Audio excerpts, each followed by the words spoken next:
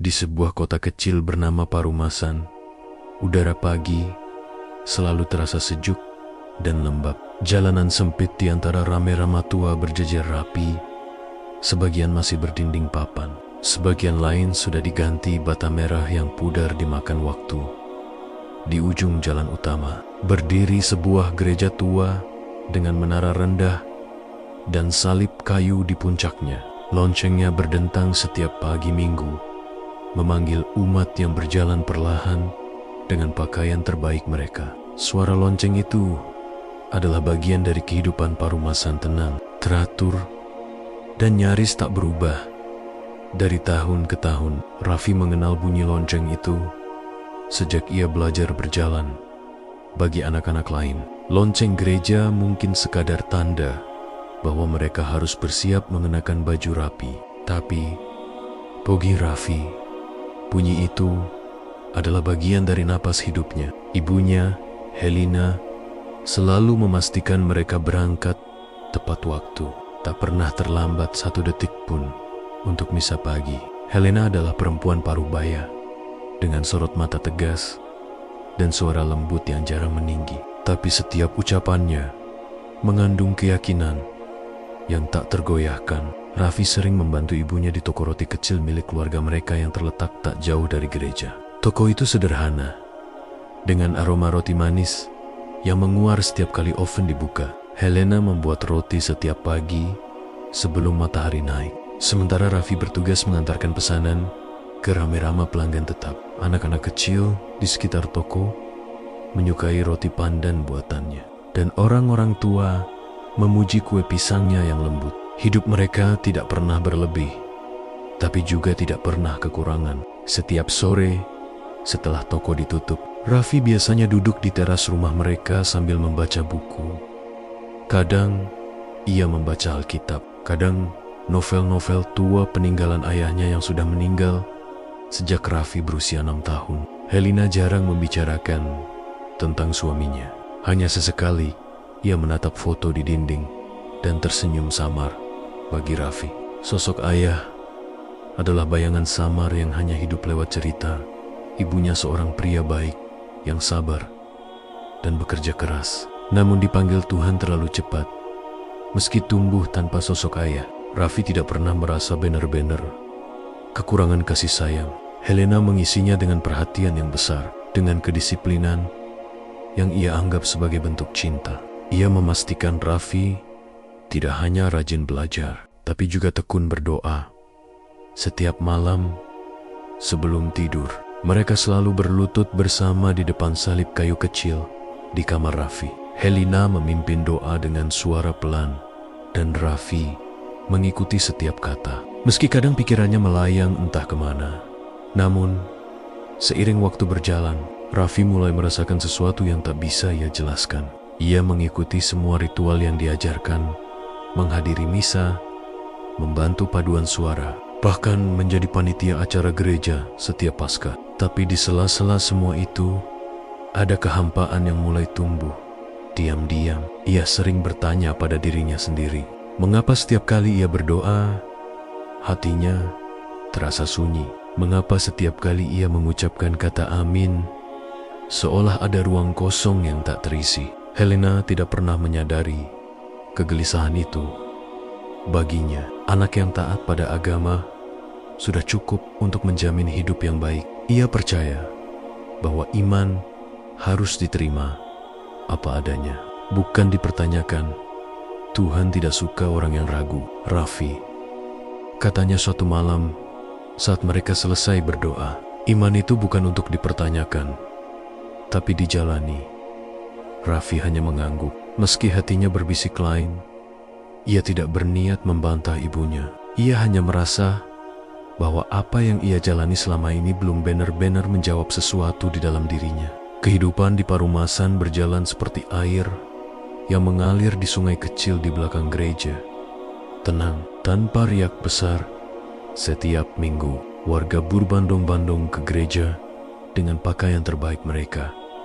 Dan setiap selesai misa, mereka saling menyapa di halaman sambil membawa pulang roti persembahan. Anak-anak berlarian di bawah pohon flamboyan Para ibu bertukar kabar, sementara para bapak berbicara soal ladang atau harga pupuk. Semuanya berjalan seperti biasa, nyaris seperti naskah yang diulang dari minggu ke minggu.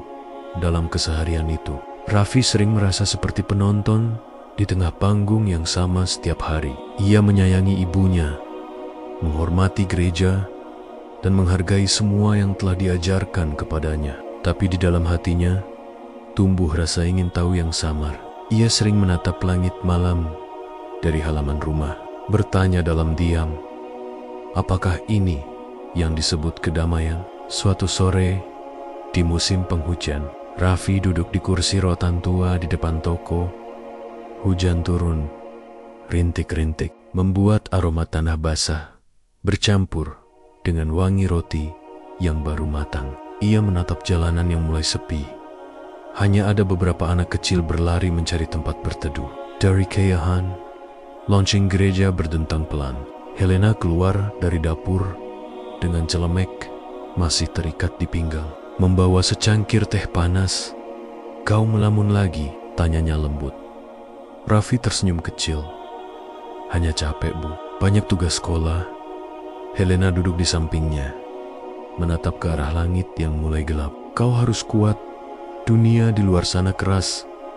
Tapi ingat, kalau kau tetap berpegang pada Tuhan, tak ada yang bisa menjatuhkanmu."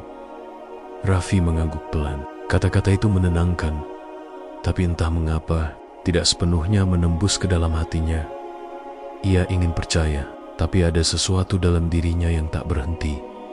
Bertanya sesuatu yang bahkan ia sendiri belum tahu bagaimana mengucapkannya. Malam itu, setelah ibunya tidur, Raffi kembali duduk di depan salib kecil di kamarnya. Lilin kecil menyala di bawahnya, memantulkan bayangan salib di dinding. Ia menatapnya lama, merasakan campuran antara rasa syukur dan kebingungan. Di luar, hujan turun lebih deras, menimpa genting dan daun-daun pisang di halaman belakang. Ia berdoa dalam hati, bukan dengan kata-kata yang biasa, tapi dengan perasaan yang kacau. "Tuhan, aku ingin tahu, apakah aku benar-benar mengenalmu atau hanya mengenal cerita tentangmu?" Tak ada jawaban, hanya suara hujan yang makin deras. Tapi entah kenapa, malam itu Raffi merasa bahwa doa yang ia ucapkan berbeda dari biasanya. Bukan karena ia ingin sesuatu, melainkan karena ia ingin memahami sesuatu. Ketika lilin mulai padam, Raffi menutup matanya. Dalam kegelapan itu, ia melihat bayangan salib di dinding memudar perlahan, seolah menembus pikirannya yang tak henti mencari arti. Ia tahu hidupnya di Parumasan akan terus berjalan seperti ini setidaknya untuk sekarang. Tapi jauh di dalam hatinya, ia merasakan sesuatu mulai bergerak pelan, seperti riak kecil di sungai yang tenang. Itulah awal dari sesuatu yang belum ia mengerti. Perjalanan panjang mencari kedamaian yang sejati. Pagi itu, ketika matahari baru menembus celah genting rumah mereka di Parumasan, Raffi sudah duduk di tepi tempat tidurnya. Bayangan salib di dinding yang semalam menemaninya berdoa, kini tampak redup disapu cahaya mentari. Hari itu adalah hari keberangkatannya ke Medan, hari yang menandai awal bab baru dalam hidupnya. Helena berdiri di dapur, menyiapkan bekal nasi goreng dan roti buatan sendiri. Ia tak banyak bicara, hanya sesekali menatap Raffi dengan mata yang sulit dibaca, antara bangga dan cemas. "Kalau sudah sampai, kabari ibu, jangan lupa doa pagi dan malam. Meskipun kau sibuk," katanya pelan sambil menata bekal ke dalam tas kain. Raffi mengangguk, memeluk ibunya dengan erat. Ada keharuan yang mengendap di dadanya. Ia tahu, di balik semua keteguhan ibunya, tersimpan kekhawatiran besar melepaskan satu-satunya anak yang ia miliki ke dunia yang lebih luas. Perjalanan ke Medan memakan waktu hampir 4 jam. Dari jendela bus, Raffi menatap hamparan sawah dan deretan bukit yang perlahan berganti dengan pemandangan kota. Semakin dekat ke Medan, semakin padat lalu lintas, semakin berisik suara klakson dan percakapan orang-orang di jalan. Ia menelan ludah, merasa campuran antara gugup dan antusias. Dunia yang selama ini hanya ia dengar dari cerita orang, kini terbentang di hadapannya. Sesampainya di asrama Universitas Negeri, tempatnya diterima, Raffi disambut oleh Herik Pikak, mahasiswa baru yang sibuk mengangkat koper, mencari kamar, dan memperkenalkan diri satu sama lain. Ia mendapat kamar di lantai 2. Kamar kecil berisi 2 tempat tidur, 1 meja belajar panjang, dan jendela besar yang menghadap ke taman asrama. Ketika ia membuka pintu, sudah ada seseorang di dalam. Seorang pemuda berkulit sawo matang dengan rambut pendek rapi, sedang menata buku-buku di rak. Kamu Raffi, ya?" sapanya ramah. "Aku Arman, dari Riau." Nada suaranya ringan, tapi penuh keakraban, yang segera membuat Raffi merasa nyaman. Mereka saling berjabat tangan, lalu mulai berbincang singkat tentang asal kampung dan jurusan kuliah. Arman mengambil jurusan teknik sipil, sementara Raffi masuk ke Fakultas Sastra. 2 dunia yang berbeda, tapi entah kenapa percakapan mereka mengalir begitu mudah. Hari-hari pertama di kampus menjadi masa adaptasi yang tidak selalu mudah bagi Raffi. Ia harus membiasakan diri dengan jadwal padat, tugas menumpuk, dan lingkungan yang jauh lebih beragam dibanding parumasan. Di kampus, ia bertemu orang dari berbagai daerah, suku, dan agama. Ada yang Muslim, ada yang Protestan, bahkan ada yang beragama Hindu dan Buddha. Awalnya ia merasa kikuk, terutama ketika melihat teman-temannya sholat di musola atau berbuka puasa di kafetaria. Suatu sore, Raffi pulang dari perpustakaan dan mendapati Arman sedang salat di kamar. Ia berhenti di depan pintu, tidak berani masuk. Arman berdiri menghadap arah jendela, suaranya lirih, membaca ayat-ayat yang asing di telinga Raffi. Gerakannya teratur, tenang, penuh kesadaran. Raffi menunggu diam di luar sampai Arman selesai, lalu masuk dengan sedikit canggung. "Maaf, aku nggak tahu kau lagi salat," katanya hati-hati. Arman tersenyum. "Nggak apa-apa, santai aja Vi, aku juga baru selesai."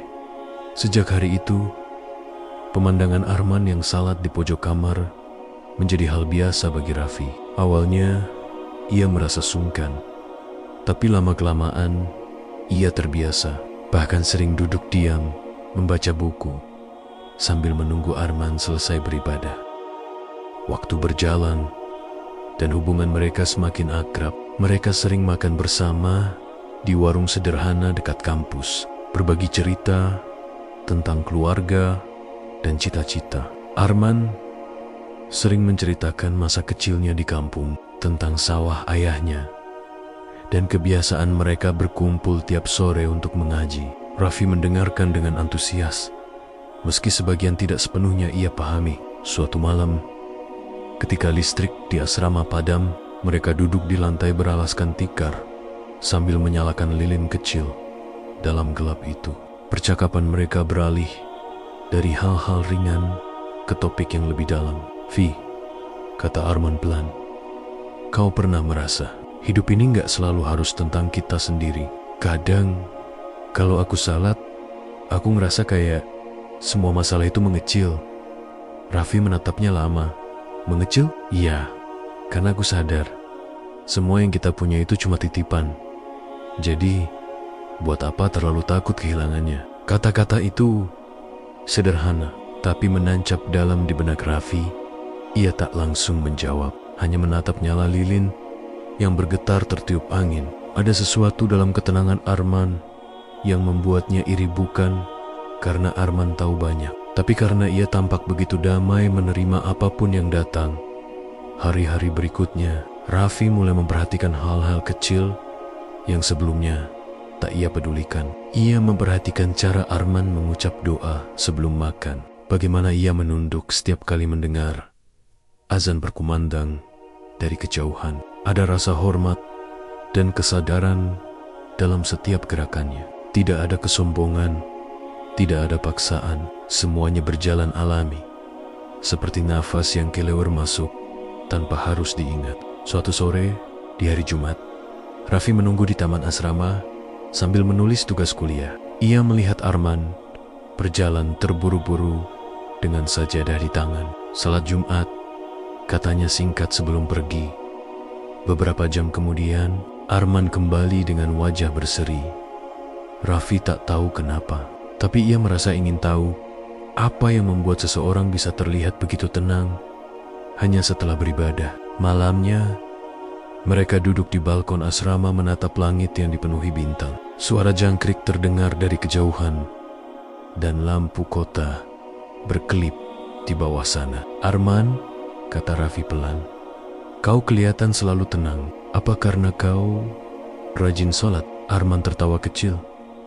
"Mungkin bukan karena salatnya, tapi karena aku percaya setiap yang terjadi itu ada alasannya. Kalau kita sabar, biasanya alasan itu muncul sendiri nanti." Raffi mengangguk pelan. Kata-kata itu sederhana, tapi entah mengapa terasa sangat benar. Hari-hari di kampus terus berlalu. Raffi mulai terbiasa hidup mandiri. Ia tetap menjalankan kebiasaan berdoa seperti yang diajarkan ibunya. Tapi di saat yang sama, ia mulai menyadari bahwa caranya memandang Tuhan perlahan berubah.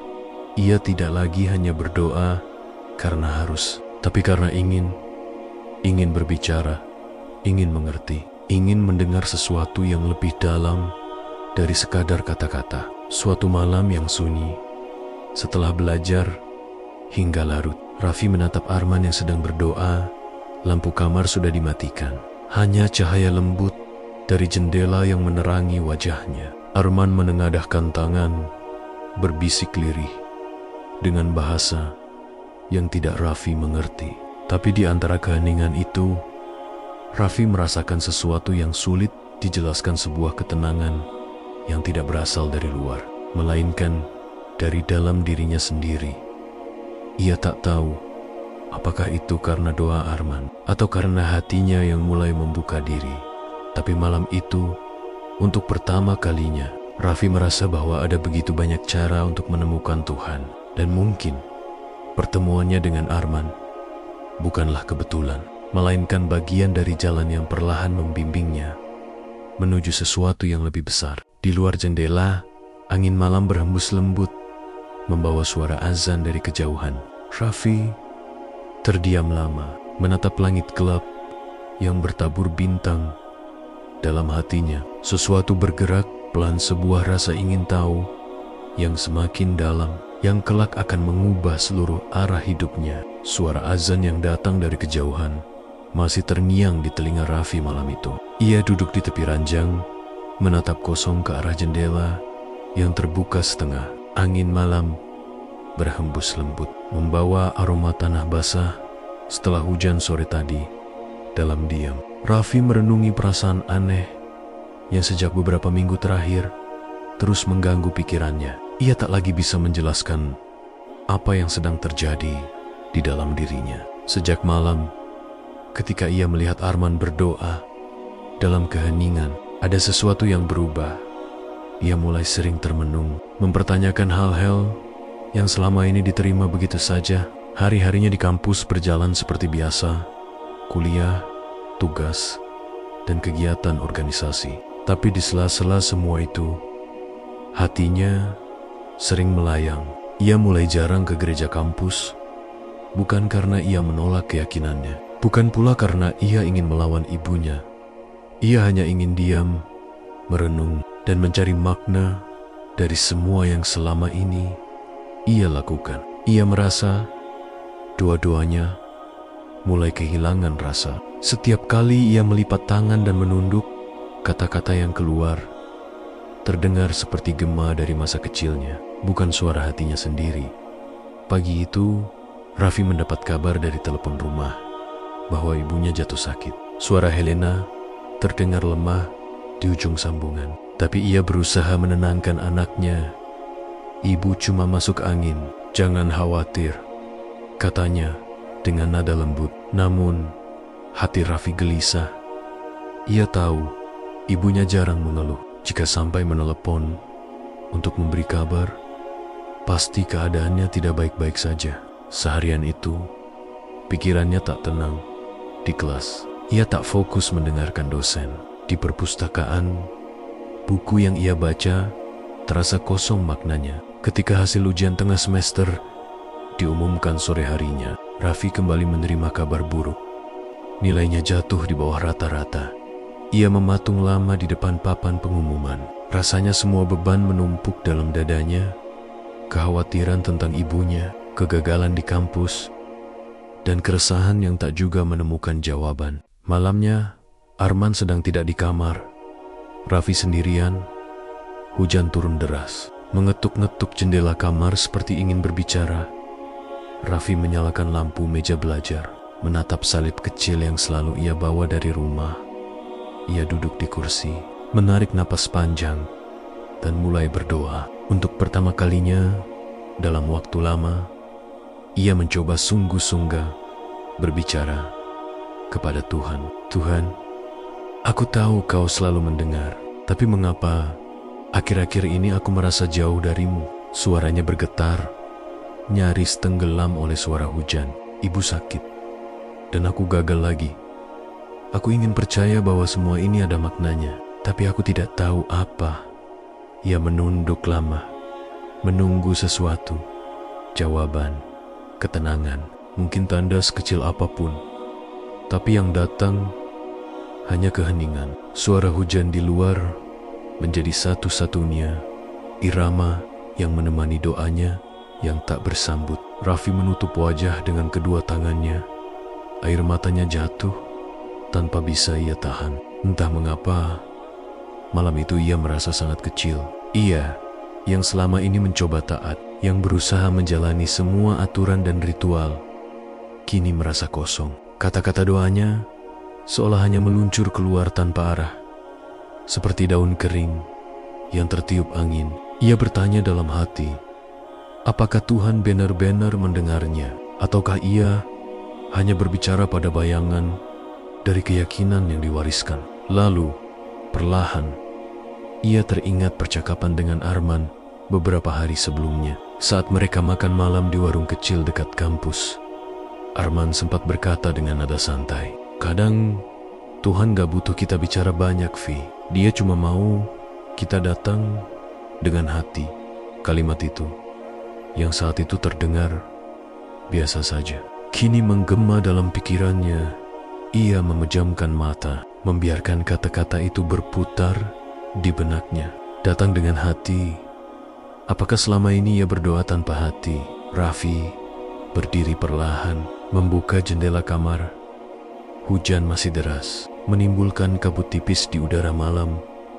Ia menatap keluar, ke taman asrama yang gelap, ke lampu jalan yang berkelip tertiup angin, dan ke langit yang diselimuti awan. Dalam hatinya ada keinginan untuk berbicara langsung kepada Tuhan, tanpa hafalan, tanpa tata cara, tanpa rumus yang diulang-ulang sejak kecil. Ia berlutut di samping tempat tidur, menatap langit dari balik jendela yang terbuka.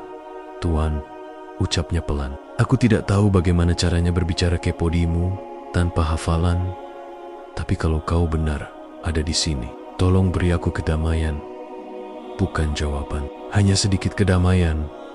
Hujan menjawabnya dengan rintik yang semakin lembut. Tak ada suara lain, tak ada tanda yang ajaib, tapi di dada Raffi ada sesuatu yang perlahan mencair. Bukan kebahagiaan, tapi semacam kelegaan kecil, seperti seseorang yang akhirnya berhenti melawan arus dan membiarkan dirinya dibawa kemana air mengalir. Malam semakin larut.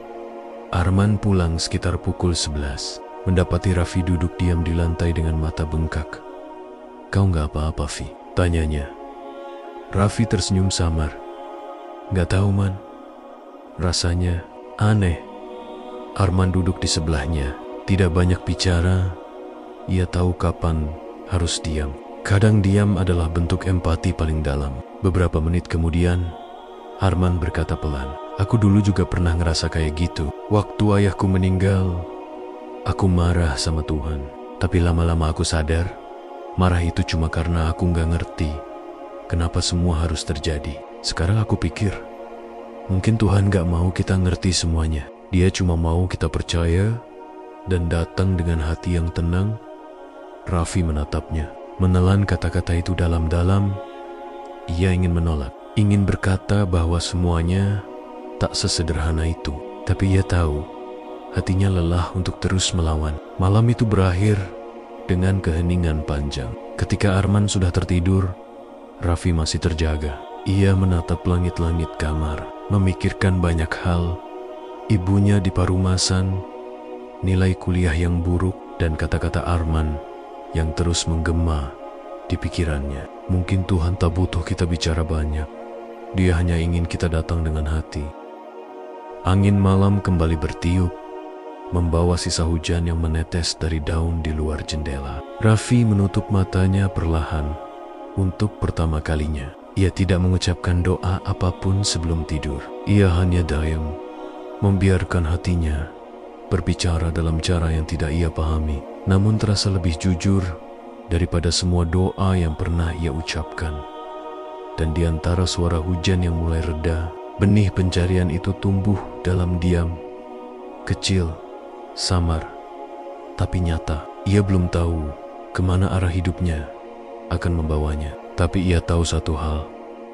Malam itu, di tengah kegelisahan dan air mata, ia benar-benar memulai perjalanannya. Malam sebelumnya, Raffi tertidur tanpa doa, hanya dengan hati yang diam dan letih. Namun keesokan harinya, entah kenapa, hatinya terasa sedikit lebih ringan. Ia bangun lebih pagi dari biasanya, menatap jendela yang memantulkan cahaya mentari lembut. Ada perasaan baru yang belum bisa ia namakan bukan bahagia, bukan pula tenang sepenuhnya, tapi seperti seseorang yang baru saja melewati gerbang menuju sesuatu yang belum pernah ia lihat sebelumnya.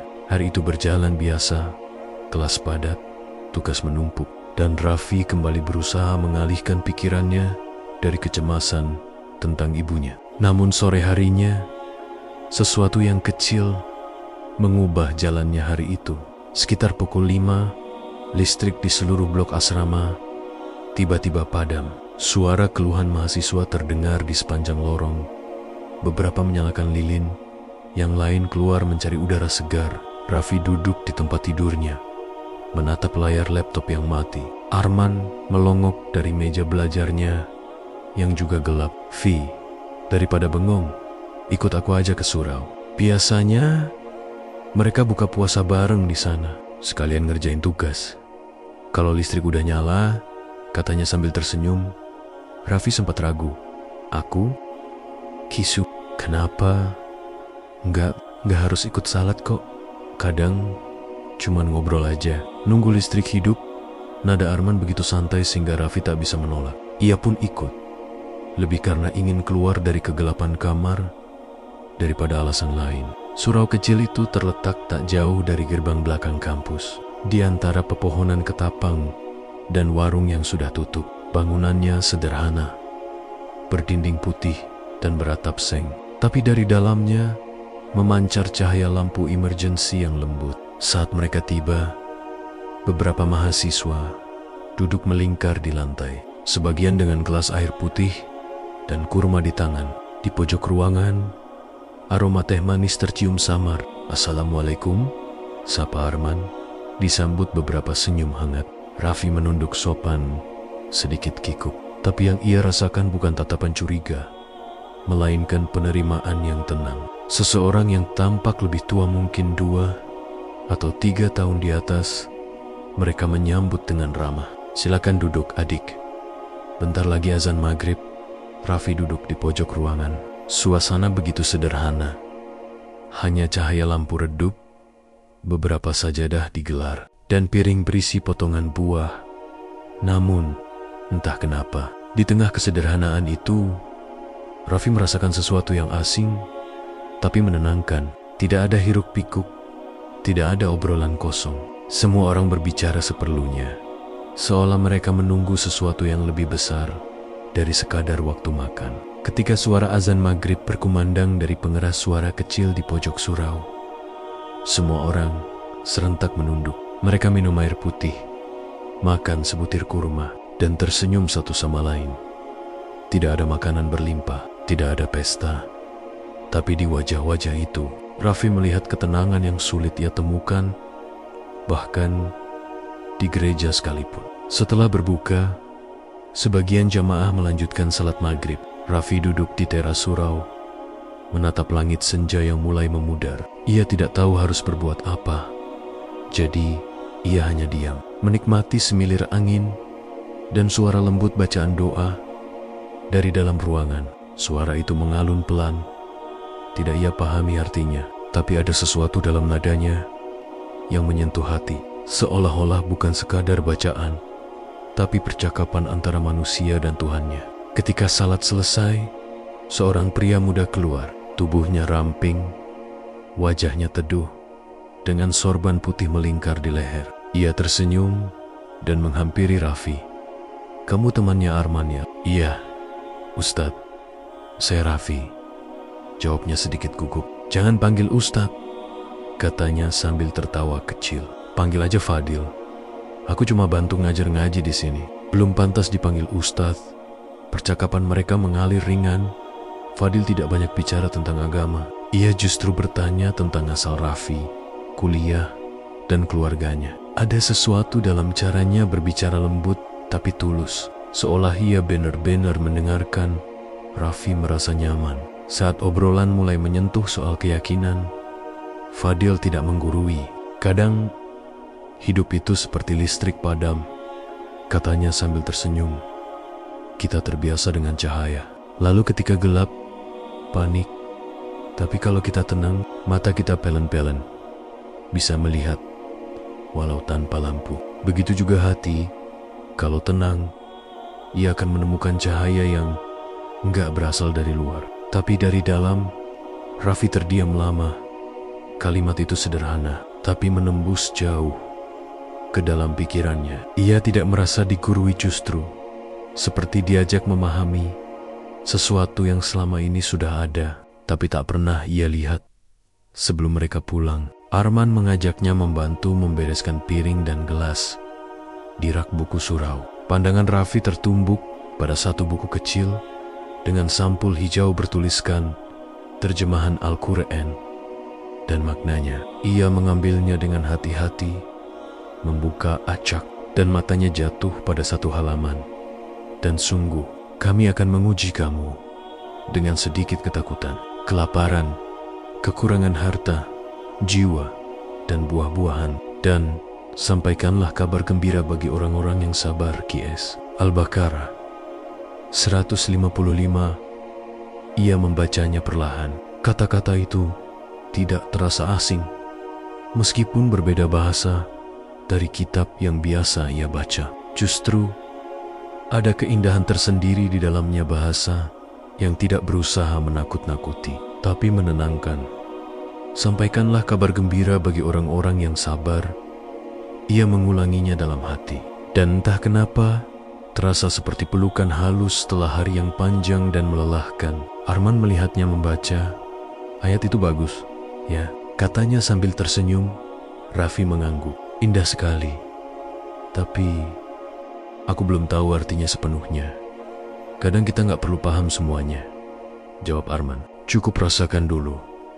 Nanti maknanya akan datang sendiri." Pelan-pelan, sebelum meninggalkan surau, Raffi berdiri di halaman, memandangi langit yang kini berwarna jingga keunguan. Di atas sana, awan tipis melayang seperti tirai lembut. Ia merasakan sesuatu yang berbeda dari sebelumnya, bukan sekadar keingintahuan, tapi ketenangan yang lembut, seperti lentera kecil yang baru saja dinyalakan di sudut hatinya. Ketika mereka berjalan pulang, listrik di asrama sudah kembali menyala. Namun Raffi merasa cahaya lampu itu tak seindah cahaya lembut dari surau tadi.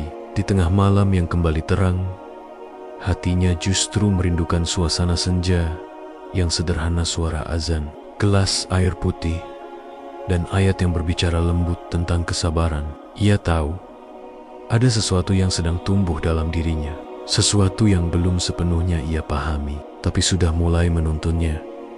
Dan malam itu, di kamar yang kini terang kembali, Raffi duduk lama memandangi jendela. Ia tidak lagi merasa tersesat sepenuhnya. Lentera kecil itu sudah menyala dan untuk pertama kalinya ia ingin tahu kemana cahayanya akan membawanya pergi. Malam itu, Raffi masih duduk di tepi ranjangnya, menatap jendela asrama yang memantulkan cahaya lampu kota. Lentera kecil di dalam hatinya memang sudah menyala, tetapi sinarnya belum sepenuhnya hangat. Ada keraguan, ada tanya yang belum selesai. Dan di sela kesunyian malam itu, sebuah pesan dari ibunya muncul di layar ponsel. "Nak, libur semester nanti pulang ya, Mama rindu." Pesan sederhana itu membuat dadanya sesak. Sudah lama ia tidak mendengar suara ibunya secara langsung, hanya lewat telepon singkat setiap beberapa minggu. Ia menatap layar itu lama, lalu mengetik pelan, "Iya Ma, Raffi pasti pulang." Beberapa minggu kemudian, ia tiba di kota kecil Parumasan. Bus menurunkannya di depan pasar tua yang belum banyak berubah.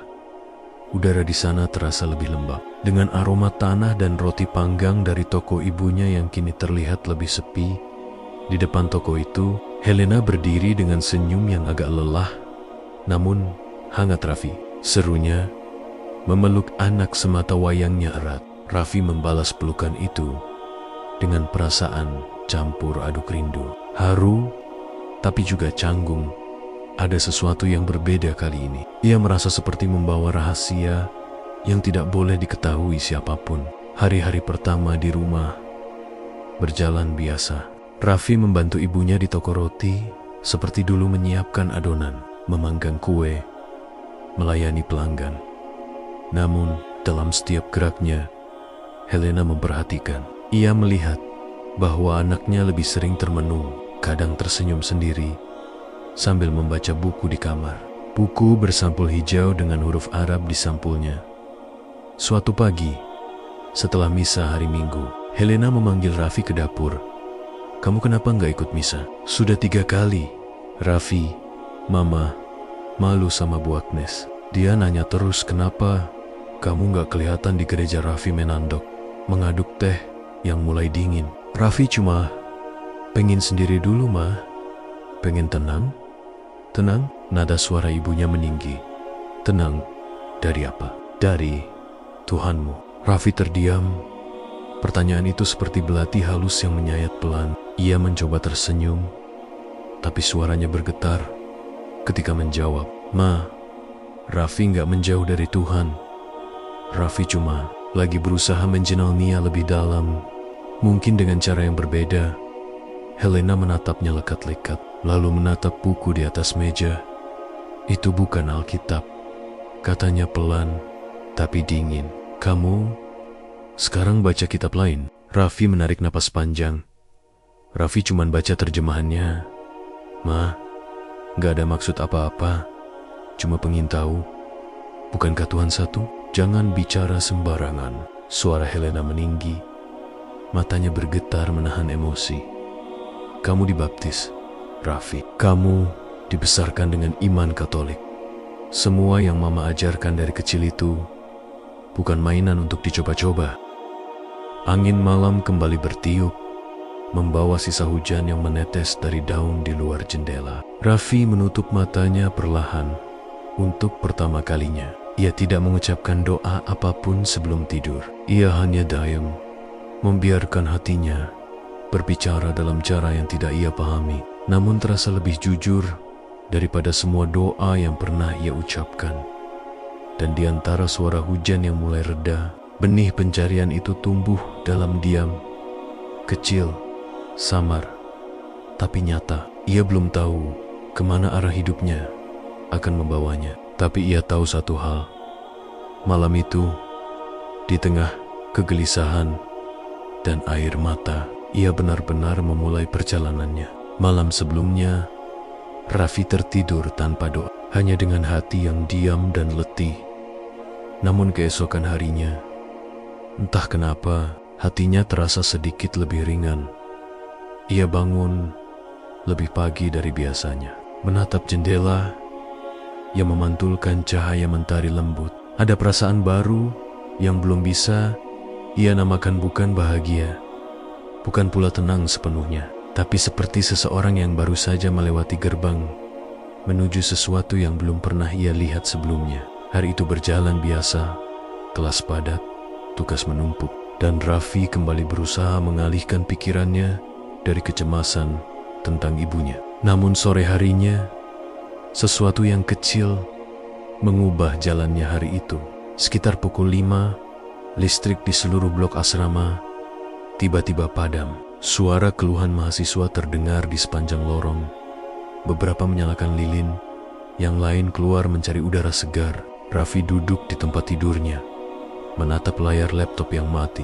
Arman melongok dari meja belajarnya yang juga gelap. "Vi, daripada bengong, ikut aku aja ke surau. Biasanya mereka buka puasa bareng di sana, sekalian ngerjain tugas. Kalau listrik udah nyala," katanya sambil tersenyum. Raffi sempat ragu. "Aku? Kisu, kenapa? Nggak harus ikut salat kok. Kadang cuman ngobrol aja." Nunggu listrik hidup, nada Arman begitu santai sehingga Raffi tak bisa menolak. Ia pun ikut. Lebih karena ingin keluar dari kegelapan kamar daripada alasan lain. Surau kecil itu terletak tak jauh dari gerbang belakang kampus. Di antara pepohonan ketapang dan warung yang sudah tutup. Bangunannya sederhana, berdinding putih dan beratap seng. Tapi dari dalamnya memancar cahaya lampu emergency yang lembut. Saat mereka tiba, beberapa mahasiswa duduk melingkar di lantai. Sebagian dengan gelas air putih dan kurma di tangan. Di pojok ruangan, aroma teh manis tercium samar. "Assalamualaikum," sapa Arman, disambut beberapa senyum hangat. Raffi menunduk sopan, sedikit kikuk. Tapi yang ia rasakan bukan tatapan curiga, melainkan penerimaan yang tenang. Seseorang yang tampak lebih tua, mungkin 2 atau 3 tahun di atas, mereka menyambut dengan ramah. "Silakan duduk, adik. Bentar lagi azan maghrib." Raffi duduk di pojok ruangan. Suasana begitu sederhana. Hanya cahaya lampu redup, beberapa sajadah digelar, dan piring berisi potongan buah. Namun, entah kenapa, di tengah kesederhanaan itu, Raffi merasakan sesuatu yang asing, tapi menenangkan. Tidak ada hiruk pikuk, tidak ada obrolan kosong. Semua orang berbicara seperlunya, seolah mereka menunggu sesuatu yang lebih besar dari sekadar waktu makan. Ketika suara azan maghrib berkumandang dari pengeras suara kecil di pojok surau, semua orang serentak menunduk. Mereka minum air putih, makan sebutir kurma, dan tersenyum satu sama lain. Tidak ada makanan berlimpah, tidak ada pesta. Tapi di wajah-wajah itu, Raffi melihat ketenangan yang sulit ia temukan, bahkan di gereja sekalipun. Setelah berbuka, sebagian jamaah melanjutkan salat maghrib. Raffi duduk di teras surau, menatap langit senja yang mulai memudar. Ia tidak tahu harus berbuat apa. Jadi, ia hanya diam, menikmati semilir angin dan suara lembut bacaan doa dari dalam ruangan. Suara itu mengalun pelan. Tidak ia pahami artinya, tapi ada sesuatu dalam nadanya yang menyentuh hati. Seolah-olah bukan sekadar bacaan, tapi percakapan antara manusia dan Tuhannya. Ketika salat selesai, seorang pria muda keluar. Tubuhnya ramping, wajahnya teduh, dengan sorban putih melingkar di leher.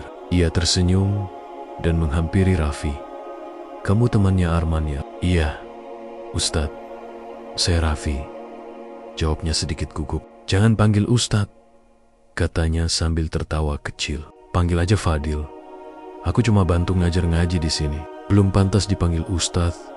Percakapan mereka mengalir ringan. Fadil tidak banyak bicara tentang agama. Ia justru bertanya tentang asal Raffi, kuliah, dan keluarganya. Ada sesuatu dalam caranya berbicara lembut tapi tulus, seolah ia benar-benar mendengarkan. Raffi merasa nyaman. Saat obrolan mulai menyentuh soal keyakinan, Fadil tidak menggurui. "Kadang hidup itu seperti listrik padam," katanya sambil tersenyum. "Kita terbiasa dengan cahaya. Lalu ketika gelap, panik. Tapi kalau kita tenang, mata kita pelen-pelen, bisa melihat walau tanpa lampu. Begitu juga hati, kalau tenang, ia akan menemukan cahaya yang enggak berasal dari luar, tapi dari dalam, Raffi terdiam lama. Kalimat itu sederhana, tapi menembus jauh ke dalam pikirannya. Ia tidak merasa digurui, justru seperti diajak memahami sesuatu yang selama ini sudah ada, tapi tak pernah ia lihat.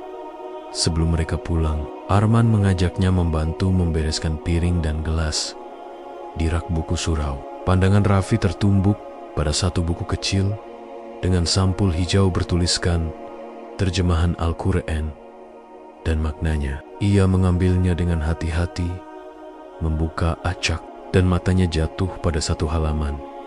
Dan sungguh, kami akan menguji kamu dengan sedikit ketakutan, kelaparan, kekurangan harta, jiwa, dan buah-buahan. Dan sampaikanlah kabar gembira bagi orang-orang yang sabar. QS Al-Baqarah 155.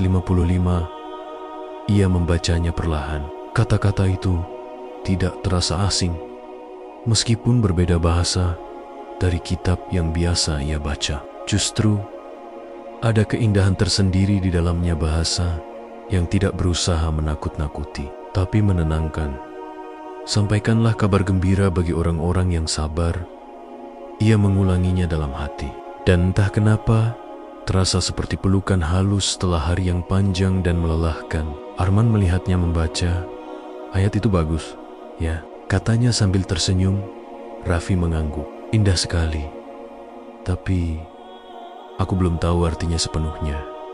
Kadang kita nggak perlu paham semuanya, jawab Arman. Cukup rasakan dulu, nanti maknanya akan datang sendiri. Pelan-pelan, sebelum meninggalkan surau, Raffi berdiri di halaman, memandangi langit yang kini berwarna jingga keunguan. Di atas sana, awan tipis melayang seperti tirai lembut. Ia merasakan sesuatu yang berbeda dari sebelumnya, bukan sekadar keingintahuan, tapi ketenangan yang lembut, seperti lentera kecil yang baru saja dinyalakan di sudut hatinya. Ketika mereka berjalan pulang, listrik di asrama sudah kembali menyala. Namun Raffi merasa cahaya lampu itu tak seindah cahaya lembut dari surau tadi. Di tengah malam yang kembali terang, hatinya justru merindukan suasana senja yang sederhana, suara azan, gelas air putih, dan ayat yang berbicara lembut tentang kesabaran. Ia tahu ada sesuatu yang sedang tumbuh dalam dirinya, sesuatu yang belum sepenuhnya ia pahami, tapi sudah mulai menuntunnya. Dan malam itu, di kamar yang kini terang kembali, Raffi duduk lama memandangi jendela. Ia tidak lagi merasa tersesat sepenuhnya. Lentera kecil itu sudah menyala, dan untuk pertama kalinya ia ingin tahu kemana cahayanya akan membawanya pergi. Malam itu, Raffi masih duduk di tepi ranjangnya, menatap jendela asrama yang memantulkan cahaya lampu kota. Lentera kecil di dalam hatinya memang sudah menyala, tetapi sinarnya belum sepenuhnya hangat. Ada keraguan, ada tanya yang belum selesai. Dan di sela kesunyian malam itu, sebuah pesan dari ibunya muncul di layar ponsel. Nak, libur semester nanti pulang ya, Mama rindu. Pesan sederhana itu membuat dadanya sesak. Sudah lama ia tidak mendengar suara ibunya secara langsung, hanya lewat telepon singkat setiap beberapa minggu. Ia menatap layar itu lama, lalu mengetik pelan, "Iya Ma, Raffi pasti pulang." Beberapa minggu kemudian, ia tiba di kota kecil Parumasan. Bus menurunkannya di depan pasar tua yang belum banyak berubah. Udara di sana terasa lebih lembab, dengan aroma tanah dan roti panggang dari toko ibunya yang kini terlihat lebih sepi. Di depan toko itu, Helena berdiri dengan senyum yang agak lelah, namun hangat. "Raffi," serunya, memeluk anak semata wayangnya erat. Raffi membalas pelukan itu dengan perasaan campur aduk rindu, haru, tapi juga canggung. Ada sesuatu yang berbeda kali ini. Ia merasa seperti membawa rahasia yang tidak boleh diketahui siapapun. Hari-hari pertama di rumah berjalan biasa. Raffi membantu ibunya di toko roti, seperti dulu menyiapkan adonan, memanggang kue, melayani pelanggan. Namun, dalam setiap geraknya, Helena memperhatikan. Ia melihat bahwa anaknya lebih sering termenung, kadang tersenyum sendiri, sambil membaca buku di kamar. Buku bersampul hijau dengan huruf Arab di sampulnya. Suatu pagi, setelah misa hari Minggu, Helena memanggil Raffi ke dapur.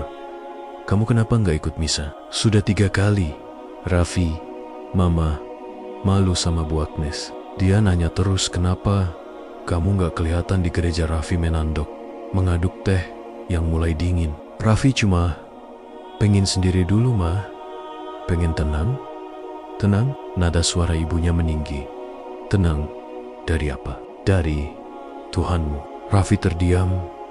Pertanyaan itu seperti belati halus yang menyayat pelan. Ia mencoba tersenyum, tapi suaranya bergetar ketika menjawab, "Ma, Raffi nggak menjauh dari Tuhan. Raffi cuma lagi berusaha mengenal Nia lebih dalam, mungkin dengan cara yang berbeda." Helena menatapnya lekat-lekat, lalu menatap buku di atas meja. "Itu bukan Alkitab," katanya pelan, tapi dingin. "Kamu sekarang baca kitab lain." Raffi menarik napas panjang. "Raffi cuma baca terjemahannya, Ma. Gak ada maksud apa-apa, cuma pengen tahu. Bukankah Tuhan satu?" "Jangan bicara sembarangan." Suara Helena meninggi. Matanya bergetar menahan emosi. "Kamu dibaptis, Raffi. Kamu dibesarkan dengan iman Katolik. Semua yang Mama ajarkan dari kecil itu bukan mainan untuk dicoba-coba." Malamnya, ia mendengar ibunya berdoa di ruang tamu dengan suara serak yang bergetar. "Tuhan, jangan biarkan anakku tersesat. Kembalikan hatinya kepadamu." Suara itu membuat dadanya sakit. Ia menatap lenggit-lenggit kamarnya, menahan air mata yang tak terbendung.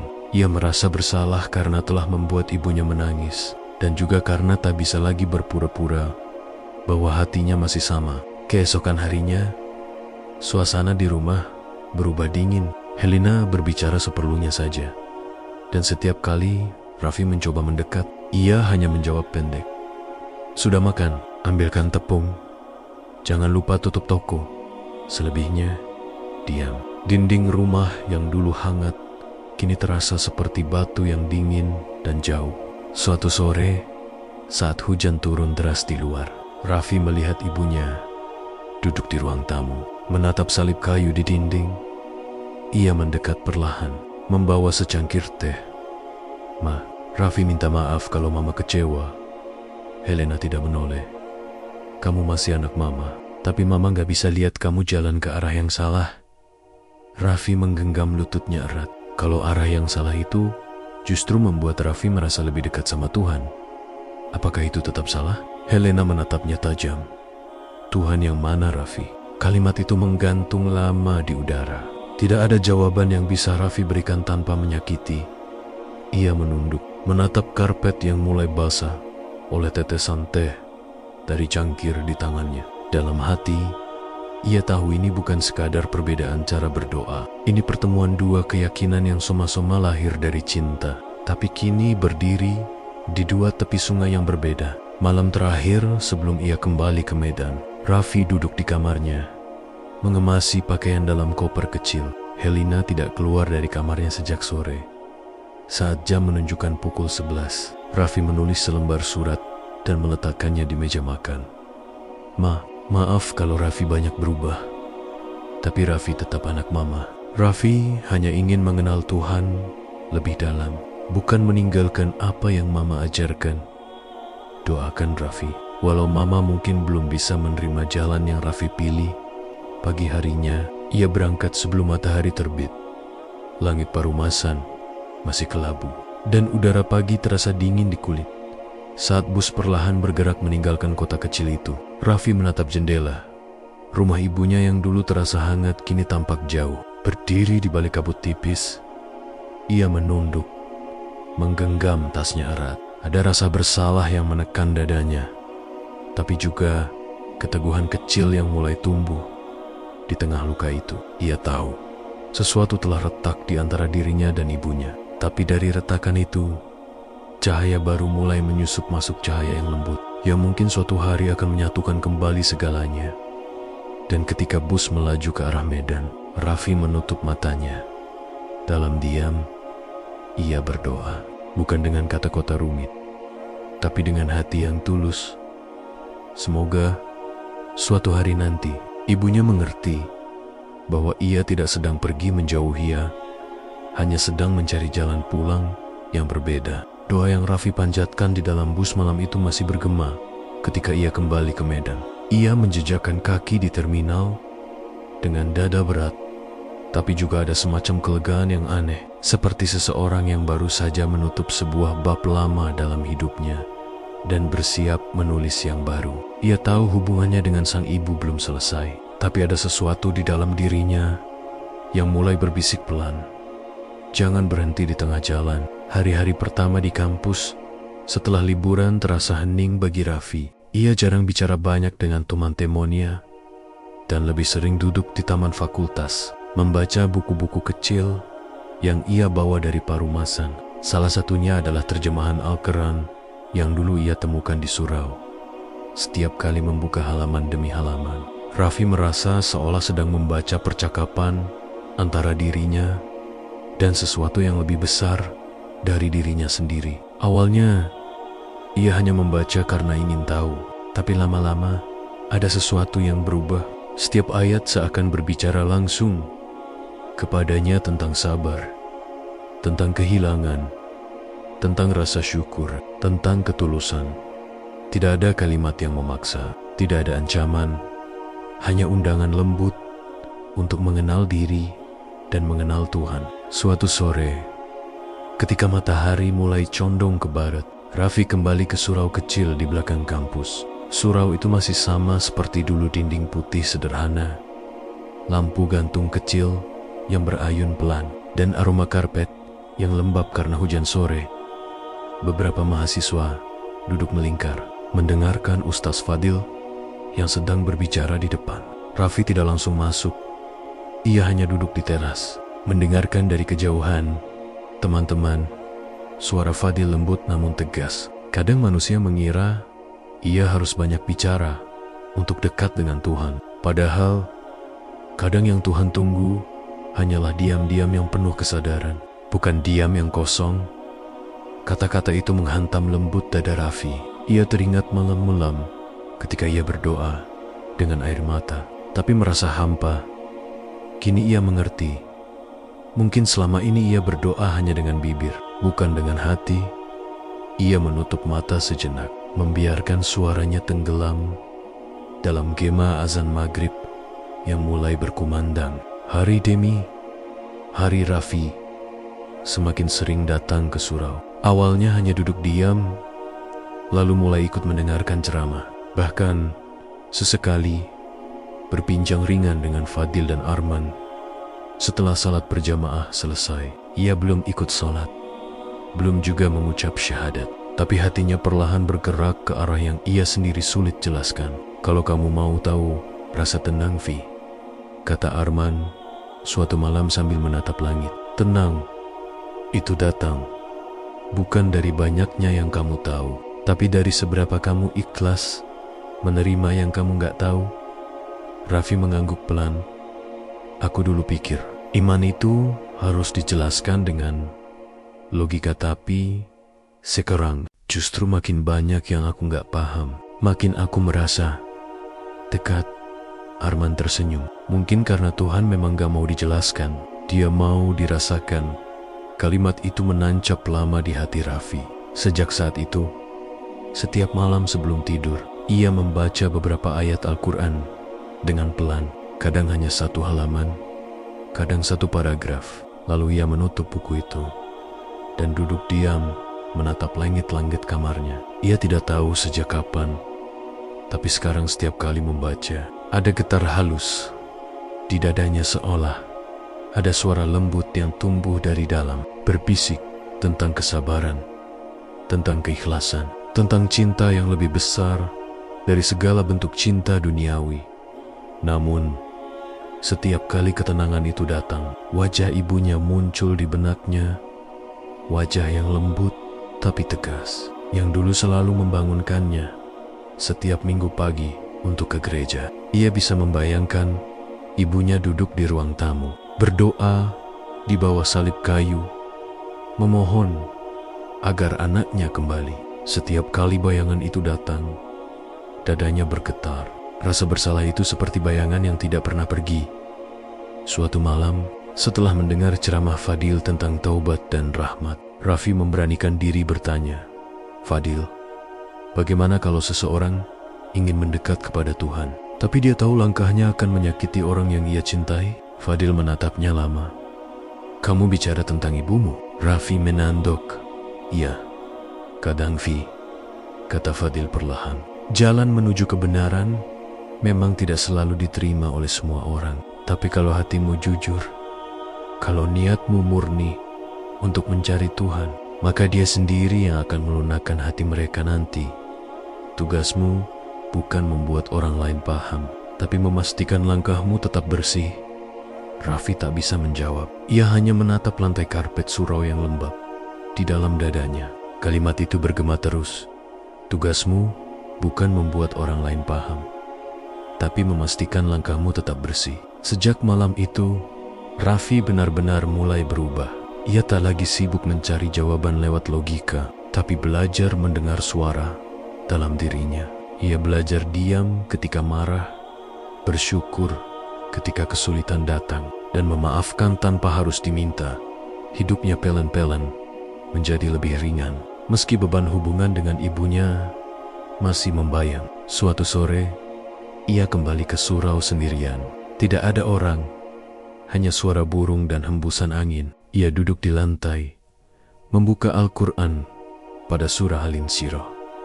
"Bukankah kami telah melapangkan untukmu dadamu, dan kami telah menghilangkan bebanmu yang memberatkan punggungmu?" Raffi menutup bukunya, dan air mata menetes pelan. Untuk pertama kalinya, ia merasa benar-benar dimengerti oleh sesuatu yang tak kasat mata. Ia tak merasa sendirian. Sore itu, cahaya matahari masuk lewat jendela surau, jatuh tepat di wajahnya. Ia memejamkan mata, membiarkan hangatnya menyentuh kulitnya. Dalam keheningan itu, ia berbisik, "Tuhan, jika ini jalanmu, kuatkan aku. Tapi, jagalah Mama." Ketika ia membuka mata, langit di luar surau sudah berwarna jingga keemasan. Dan di dalam dirinya, suara lembut itu kembali tumbuh bukan lagi sekadar bisikan, tapi keyakinan yang perlahan berakar. Suara itu tidak datang dari luar, tapi dari dalam dirinya sendiri. Dan malam itu, saat ia kembali ke kamar asrama, Raffi tahu bahwa perjalanan spiritualnya belum selesai. Ia baru saja memulai babak baru, di mana keyakinan tidak lagi sekadar ritual, tapi perjalanan sunyi untuk menemukan kedamaian yang sejati. Namun, di balik kedamaian itu, bayangan wajah ibunya tetap menghantui. Setiap kali ia ingin melangkah lebih jauh, rasa bersalah itu menahan kakinya. Seolah ada dua suara di dalam dirinya, yang satu memanggil menuju cahaya, yang lain menangis dari masa lalu. Dan di antara keduanya, Raffi hanya bisa berbisik dalam hati, "Tuhan, tuntun aku agar tidak melukai siapapun dalam perjalananku menuju-Mu, Tuhan. Tuntun aku agar tidak melukai siapapun dalam perjalananku menuju-Mu." Doa itu terus terngiang di kepala Raffi berhari-hari. Setelah ia mengucapkannya, ia tak menyangka doa yang ia bisikan dalam surau kecil itu akan mengantarkannya pada sebuah malam yang mengubah segalanya. Ramadan datang ke kota Medan dengan hawa lembut yang berbeda. Langit sore terasa lebih teduh, jalanan ramai dengan penjual takjil, dan aroma gorengan bercampur semilir angin sore yang hangat di setiap sudut kampus. Suasana terasa tenang, tapi hidup. Orang-orang tersenyum lebih banyak, suara azan terasa lebih merdu, dan malam-malam menjadi lebih damai. Raffi mengamati semua itu dari kejauhan.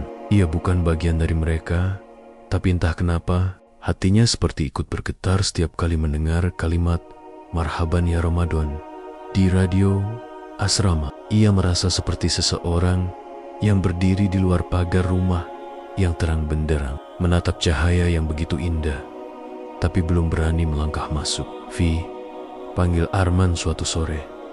Malam ini buka puasa di masjid kampus rame banget. Kamu ikut? Ya, cuma buka bareng kok. Gak ada yang aneh. Raffi sempat menolak halus. Tapi ajakan Arman terlalu tulus untuk ditolak. Aku bukan muslim, Man. Gak enak. Arman tersenyum. Gak ada yang maksa kamu jadi apapun, Vi. Datang aja. Kadang, cukup hadir juga bisa jadi doa. Kalimat itu menenangkan. Sore itu, ketika langit mulai berwarna jingga, Raffi melangkah menuju masjid kampus. Suasana di sana ramai, tapi penuh ketertiban. Di halaman, mahasiswa-mahasiswa berbaju putih duduk di atas tikar panjang. Ada yang menyiapkan air mineral, kurma, dan nasi bungkus. Di antara keramaian itu, wajah-wajah mereka tampak tenang. Tidak ada yang tergesa, tidak ada yang gaduh. Raffi memilih duduk di pojok, sedikit menjauh dari kerumunan. Ia memperhatikan bagaimana orang-orang menunggu azan maghrib dengan sabar, tanpa keluhan. Ketika suara muazin mulai terdengar, lembut, tenang, seolah mengalun dari langit, semua orang menunduk, mengangkat tangan, lalu berbuka dengan senyum. Pemandangan itu membuat dada Raffi hangat. Ia tidak tahu mengapa matanya tiba-tiba berair. Ia menatap kurma di tangan Arman, lalu menatap wajah teman Temonia yang tersenyum satu sama lain. Betapa sederhana batinnya, tapi begitu dalam. Setelah berbuka, sebagian orang menunaikan salat maghrib berjamaah. Raffi tetap di pojok, duduk diam di rak kayu dekat dinding. Ia melihat beberapa mushaf Al-Quran berjajar rapi. Ia ragu sejenak, lalu mengambil satu. Jari-jarinya bergetar saat membuka halaman itu. Ia tidak tahu ayat mana yang harus dibaca, jadi ia membuka secara acak. Matanya berhenti pada surah Al-Baqarah ayat 286. Allah tidak membebani seseorang melainkan sesuai dengan kesanggupannya. Raffi membacanya berulang kali. Kata demi kata terasa menembus ruang hatinya yang paling dalam. Allah tidak membebani seseorang melainkan sesuai dengan kesanggupannya. Ia menutup matanya, dan dalam sekejap, kenangan demi kenangan datang bertubi-tubi. Wajah ibunya yang menangis di ruang tamu, malam-malam gelap penuh kebingungan, dan hari-hari ia merasa hampa, walau terus berdoa. Tiba-tiba, sesuatu di dadanya meledak. Raffi menandok, menahan ishak yang tak bisa dibendung. Air matanya mengalir tanpa suara. Ia menutup wajahnya dengan kedua tangan. Tubuhnya bergetar pelan. Tapi anehnya, tangisan itu tidak seperti kesedihan. Ada rasa lega yang luar biasa, seolah beban yang selama ini ia pikul perlahan diangkat dari pundaknya. Ia tak tahu berapa lama ia menangis. Hanya saja, saat ia membuka mata, masjid sudah sepi. Suara langkah jamaah terakhir yang keluar terdengar pelan, menyisakan keheningan. Lampu di langit-langit masjid berpendar lembut, memantulkan cahaya hangat di wajahnya yang basah. Dalam keheningan itu, Raffi merasakan sesuatu yang tak pernah ia rasakan sebelumnya. Ada kehadiran yang begitu nyata, bukan dalam bentuk suara atau bayangan, tapi dalam keheningan yang hidup. Seolah Tuhan tidak lagi jauh di langit, tapi ada di sini, di dalam dadanya sendiri. Ia menatap mushaf di tangannya. Apakah ini yang selama ini aku cari? Bisiknya pelan. Bukan jawaban, tapi rasa. Angin malam berhembus lembut dari jendela masjid yang terbuka. Ia bisa mencium aroma tanah basah, mendengar suara jangkrik, dan dalam setiap napasnya ada ketenangan yang begitu utuh. Ia menatap langit-langit masjid dan tanpa sadar tersenyum di antara sisa-sisa air mata. Ketika Arman masuk beberapa saat kemudian, ia mendapati Raffi masih duduk di tempat yang sama. Mushaf terbuka di pangkuannya. "Kamu gak apa-apa, Vi?" tanyanya pelan. Raffi mengangguk. Suaranya parau, tapi tenang. "Aku gak tahu kenapa, Man, tapi malam ini aku merasa seperti dipeluk." Arman menatapnya sejenak, lalu duduk di sebelahnya tanpa banyak bicara. Mereka hanya diam bersama. Tidak ada kata-kata yang perlu diucapkan. Karena malam itu, dalam diam, Raffi menemukan sesuatu yang bahkan tak bisa ia jelaskan dengan bahasa. Sebuah kehadiran yang membuat seluruh jiwanya bergetar lembut. Beberapa menit kemudian, mereka keluar dari masjid. Langit malam terbentang luas, dengan bulan separuh yang menggantung seperti lampion perak. Raffi menatapnya lama, lalu menatap tangannya sendiri. Ia merasa rinjen, bukan karena semua masalahnya selesai, tapi karena kini ia tahu bahwa ia tidak sendirian dalam menjalaninya. Ketika mereka berjalan pulang ke asrama, Arman berkata lirih, Ramadan itu bukan cuma tentang menahan lapar, Vi, tapi tentang kembali. Raffi menoleh pelan. Kembali kemana? Arman tersenyum. Ke Tuhan. Malam itu, Raffi tidak langsung tidur. Ia duduk di tepi ranjang, membuka mushaf kecilnya lagi, dan membaca ayat yang tadi menyentuh hatinya. Setiap kata kini terasa hidup. Setiap huruf seperti menyala di dalam dada. Ia tak butuh penjelasan, ia hanya tahu sesuatu di dalam dirinya telah berubah selamanya. Dalam kesunyian malam Ramadan itu, ia menatap langit dari jendela kamarnya dan berbisik, jika ini yang disebut menemukanmu, maka terima kasih, karena akhirnya aku pulang. Dan di balik cahaya bulan yang lembut, Raffi merasakan kedamaian sejati untuk pertama kalinya. Bukan dari doa yang dihafal, bukan dari ritual yang dipaksakan, tapi dari sebuah pertemuan sunyi antara hati dan Tuhannya. Jika ini yang disebut menemukanmu, maka terima kasih, karena akhirnya aku pulang. Kalimat itu terus berputar di kepala Raffi berhari-hari setelah malam Ramadan yang penuh air mata itu. Ia masih bisa merasakan getar di dadanya setiap kali mengingat saat pertama kali hatinya benar-benar tenang. Sejak malam itu, semuanya perlahan berubah. Ia tak lagi mencari, karena entah bagaimana, ia merasa sudah menemukan. Bulan demi bulan berlalu, Ramadan berganti Syawal, dan waktu berjalan seperti air yang tak terasa mengalir. Di kampus, hari-hari Raffi kini dipenuhi rutinitas baru yang terasa lebih hidup. Ia sering datang ke surau kampus, bukan lagi sekadar duduk di pojok atau membaca diam-diam. Ia mulai mengenal para jamaah, ikut membantu menyiapkan kegiatan, bahkan sesekali mendengarkan kajian dengan penuh perhatian. Arman melihat perubahan itu dengan senyum yang sulit disembunyikan. Kamu kelihatan lebih tenang sekarang, Vi. Raffi mengangguk pelan. Mungkin karena aku udah berhenti melawan. Selama ini aku sibuk mencari jawaban, tapi ternyata jawabannya sederhana banget. Pasrah. Arman hanya menepuk bahunya. Kalau hatimu sudah yakin, Tuhan pasti tunjukkan jalan, dan jalan itu akhirnya datang. Suatu sore, selepas kuliah, Raffi duduk di taman kampus. Hujan baru saja reda, udara lembab, dan aroma tanah basah memenuhi udara. Ia membuka mushaf kecil yang selalu dibawanya, pemberian Arman saat Ramadan lalu. Di halaman yang terbuka, matanya berhenti pada satu ayat dari surah Al-An'am. Barang siapa diberi petunjuk oleh Allah, maka dialah yang mendapat petunjuk. Dan barang siapa disesatkan ia, maka mereka itulah orang-orang yang merugi. Raffi menutup mushaf itu perlahan, menatap langit, mendung di atasnya. Di dalam dada, ada sesuatu yang mendesak keluar.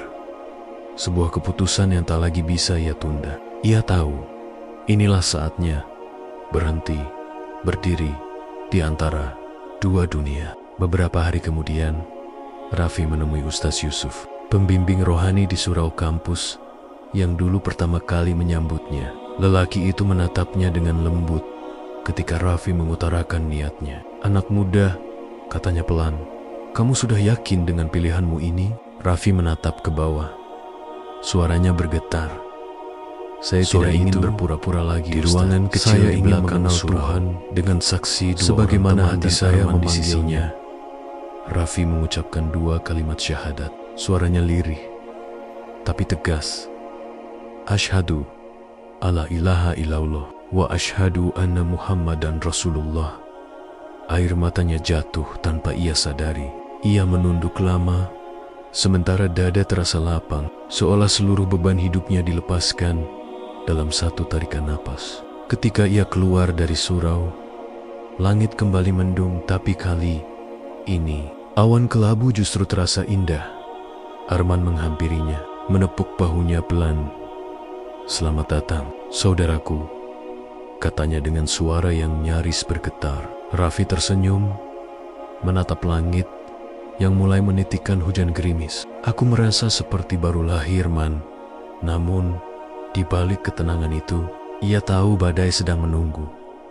Ia belum memberitahu ibunya. Beberapa minggu kemudian, Raffi pulang ke Parumasan. Ia membawa kabar itu dengan hati-hati, berencana mengatakannya dengan penuh hormat, tapi semuanya tak berjalan seperti yang ia harapkan. Helena sudah tampak gelisah sejak awal kedatangannya.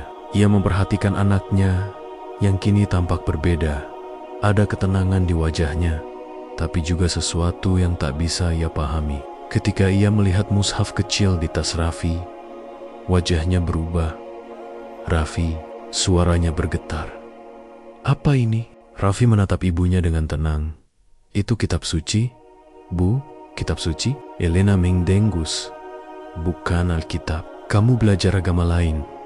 "Ya." Raffi menarik napas panjang. "Bu, aku cuma ingin ibu tahu, kalau sekarang aku sudah jadi muslim." Keheningan menggantung. Waktu seolah berhenti. Hujan di luar mulai turun deras, memukul atap rumah dengan suara gemuruh. Helena mematung, wajahnya pucat, lalu amarahnya meledak seperti petir di tengah badai. "Apa yang kamu bilang? Muslim? Kamu tega menghina aku seperti ini, Raffi?" Raffi mencoba mendekat, tapi ibunya mundur, matanya memerah. "Selama ini, aku didik kamu dalam iman yang benar. Aku bawa kamu ke gereja setiap minggu, dan sekarang kamu bilang kamu tinggalkan itu semua. Demi apa, Raffi? Demi siapa?" "Demi Tuhan, Bu," jawab Raffi dengan suara lirih. "Tuhan yang sama, hanya cara aku mensintinia yang berbeda." Helena menampar meja keras. "Keluar, aku tidak mau lihat kamu lagi." "Bu, tolong dengar dulu." "Tidak, kamu bukan anakku. Kalau kamu mengkhianati imanku." Kata-kata itu menusuk lebih dalam dari pisau. Raffi menatap ibunya lama, berharap ada sedikit pengertian di matanya. Tapi yang ia lihat hanya luka, marah, dan kecewa yang tak bisa dijembatani dengan kata-kata. Dengan langkah gemetar, Raffi mengambil tas kecilnya. Hanya berisi beberapa pakaian, mushaf pemberian Arman, dan dompet lusuh.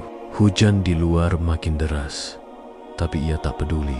Ia membuka pintu perlahan, menatap ibunya sekali lagi. "Maafkan aku, Bu," bisiknya pelan. "Aku tetap mencintai ibu, apapun yang terjadi." Helena tidak menjawab. Ia hanya membalikkan badan. Air matanya jatuh tanpa suara. Raffi melangkah keluar ke dalam hujan yang mengguyur tanpa ampun. Dingin merayap ke seluruh tubuhnya, tapi langkahnya terasa ringan. Setiap tetes hujan yang jatuh di wajahnya terasa seperti peneguhan, pahit. Tapi jujur, ia menatap langit gelap di atas Parumasan, lalu menutup matanya. Dalam hati, ia berbisik, "Ya Allah, jika ini jalan yang kau pilihkan, maka kuatkan aku untuk menjalaninya." Dan di tengah derasnya hujan malam itu, Raffi berjalan pergi, meninggalkan rumah yang dulu penuh cinta, menuju masa depan yang belum pasti. Tapi untuk pertama kalinya dalam hidupnya, ia tidak takut, karena kini ia tahu arah yang harus ia tempuh. Langkahnya perlahan menjauh, namun setiap pijakan terasa seperti doa. Doa seorang anak yang kehilangan rumah di bumi, tapi baru saja menemukan rumah di dalam hatinya sendiri. Langkah Raffi di bawah hujan malam itu menjadi awal dari perjalanan panjang yang tidak pernah ia bayangkan sebelumnya. Sejak hari ia meninggalkan rumah di Parumasan, hidupnya tak lagi mudah. Tapi justru dari jalan yang sepi dan dingin itu, ia menemukan keteguhan yang tak pernah ia miliki dulu. keteguhan untuk tetap berjalan. Meski sendirian, tahun-tahun pun berlalu. Waktu mengikis luka, tapi tidak menghapus kenangan. Raffi kini telah dewasa. Usianya memasuki akhir 20-an. Setelah lulus kuliah, ia memilih untuk tinggal di Medan dan bekerja sebagai guru di sebuah sekolah kecil di pinggiran kota. Sekolah itu sederhana. Dindingnya terbuat dari papan, atapnya seng, dan ruang kelasnya sering bocor saat hujan deras. Tapi bagi Raffi, tempat itu adalah rumah kedua. Setiap pagi, ia datang dengan senyum dan membawa setumpuk buku lusuh yang disumbangkan dari kampus lamanya. Anak-anak di sekolah itu kebanyakan berasal dari keluarga miskin. Sebagian bekerja sepulang sekolah, sebagian datang tanpa alas kaki. Tapi semangat mereka untuk belajar membuat hati Raffi hangat. "Pak Raffi, hari ini kita belajar apa?" tanya seorang anak kecil bernama Sinta. Matanya berbinar penuh semangat. "Belajar membaca, tapi kali ini kita juga belajar mendengarkan," jawab Raffi sambil tersenyum. "Dengarkan apa, Pak?" "Dengarkan hati," katanya pelan, menepuk kepala Sinta dengan lembut. Raffi jarang berbicara tentang masa lalunya. Ia tidak pernah menyebutkan keluarganya atau kisah yang membawanya sampai ke sini. Namun, setiap kali ia menatap wajah polos murid-muridnya, ia merasa seolah sedang menebus masa lalu, mengisi kekosongan yang dulu begitu dalam dengan kebaikan kecil yang ia berikan setiap hari. Hidupnya sederhana. Ia tinggal di kamar sewa kecil di belakang sekolah, makan apa adanya, dan menghabiskan malam dengan membaca Al-Quran. Mushaf pemberian Arman masih selalu menemaninya. Kini sampulnya sudah pudar, tapi setiap kali ia menyentuhnya, ia seperti menyentuh bagian dari dirinya yang paling jujur. Suatu sore, ketika langit Medan mulai berwarna jingga, Raffi duduk di beranda sekolah, menatap anak-anak yang bermain sambil tertawa. Hatinya damai. Namun ketenangan itu terusik ketika ponselnya bergetar pelan. Ia mengangkatnya, dan suara di seberang membuat dadanya tiba-tiba sesak. "Raffi, ini Tante Lina. Ibumu sakit keras, nak. Sudah beberapa hari di rumah sakit. Dokter bilang mungkin tak lama lagi." Waktu seolah berhenti. Raffi terdiam lama. Suara anak-anak di halaman seakan menjauh. Ia tak bisa berkata apa-apa selain, "Baik, Tan, saya pulang malam ini." Perjalanan ke Parumasan terasa panjang. Malam turun perlahan, dan di luar jendela bus, kilatan lampu jalan berpadu dengan bayangan pepohonan yang bergerak cepat. Setiap kilometer yang ia lewati membawa kenangan.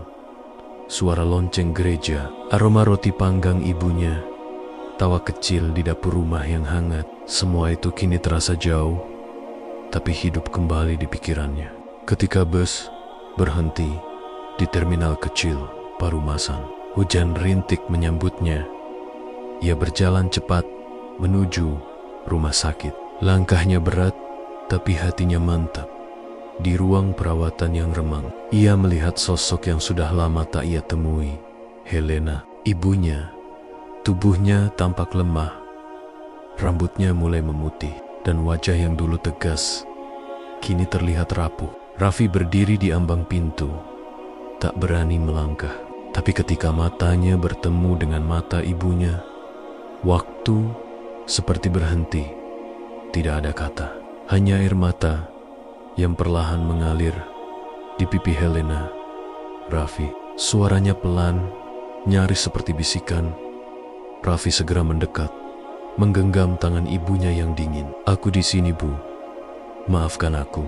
Helena menatapnya lama, seolah ingin memastikan bahwa sosok di hadapannya benar-benar anaknya. "Kamu kelihatan beda," katanya lirih. "Kamu kelihatan damai." Raffi tersenyum, menahan isak. "Aku sudah menemukan kedamaian, Bu. Tapi bukan berarti aku lupa pada ibu. Aku selalu mendoakan ibu setiap malam." Helena terdiam, air matanya jatuh, membasahi bantal. Dulu, ibu marah, bukan karena benci, Ibu takut kehilangan kamu, tidak? Bu, bisik Raffi, menggenggam tangan itu lebih erat. Ibu gak pernah kehilangan aku. Aku selalu di sini. Di hati ibu, sunyi menyelimuti ruangan itu. Mesin infus berdetak pelan, seolah ikut menjaga waktu agar tak berhenti. Lalu, dengan napas yang berat, Helena berkata, "Kalau hatimu damai, ibu pun tenang." Kata-kata itu keluar begitu lembut, namun membuat dada Raffi bergetar hebat. Ia menunduk. Air matanya menetes di tangan ibunya. Bukan lagi air mata penyesalan, melainkan pengampunan. Helena tersenyum kecil sebelum menutup mata. Raffi menggenggam tangannya erat, membisikkan doa dalam diam. Saat napas terakhir ibunya mengalir pelan dan berhenti, dunia seakan membeku sejenak. Beberapa hari kemudian, Raffi berdiri di depan rumah lamanya setelah pemakaman. Langit Parumasan sore itu berwarna oranye lembut, persis seperti masa kecilnya dulu. Angin bertiup pelan, menggoyangkan daun-daun mangga di halaman. Di tangannya, ia menggenggam sehelai rosario tua yang dulu milik ibunya, simbol masa lalu yang kini tak lagi menjadi luka, melainkan kenangan yang damai. Ia memandang rumah itu lama, lalu menatap langit. "Aku sudah pulang, Bu," katanya pelan. Dan seperti yang ibu bilang, hatiku damai. Matahari mulai tenggelam, meninggalkan cahaya keemasan di ujung awan. Raffi menutup mata, membiarkan angin sore menyentuh wajahnya. Di dalam dada, tidak ada lagi amarah, tidak ada lagi penyesalan, hanya rasa syukur yang tenang. Karena akhirnya, semua perjalanan panjang, air mata, dan kehilangan membawanya pada satu hal yang selama ini ia cari. Ketenangan dalam cinta. Ia berbalik, melangkah pergi dari rumah masa lalunya dengan langkah ringan. Setiap pijakan di tanah Parumasan seperti meninggalkan jejak baru, bukan jejak perpisahan, tapi jejak kepulangan. Dan ketika senja benar-benar menelan hari, Raffi tahu bahwa hidupnya kini telah sampai pada titik yang paling ia pahami, bahwa jalan pulang tidak selalu membawa kita ke tempat asal, tapi ke hati yang sudah siap untuk berdamai.